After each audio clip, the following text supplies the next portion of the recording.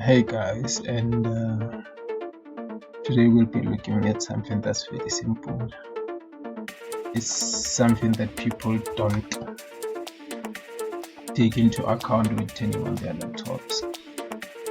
It's gonna be a very simple process how to speed up your boot up speed of your laptop. So laptop or PC or whatever you're using.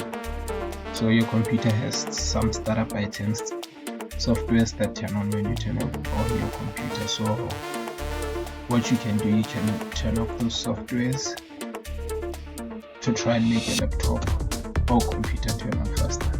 So what you're gonna have to do, you're gonna have to go to the task manager.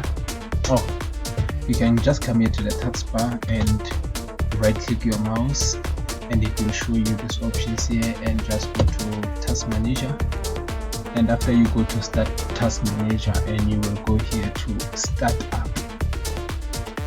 Okay, let's take a look here.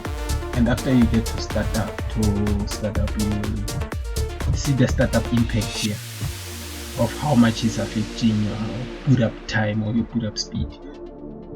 This could be fairly helpful if you are using a hard drive.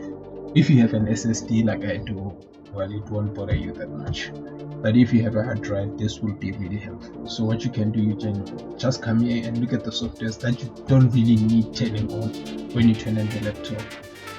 Mine such as Internet Download Manager, IDM. This one I really don't need it. So you can go ahead and click disable here.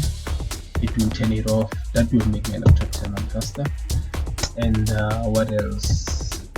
This one of Adobe, you can go ahead and disable it, and what else I don't need here. Let me see. Remember, turn off things that you really don't need. Turn off things that are crucial to your system. Maybe some things are like your touchpad pointers and other things. So if you turn off one of those ones, then you're gonna have a problem. You see mine, I've turned off a lot here. So you can do the same, and it will help your laptop turn on faster.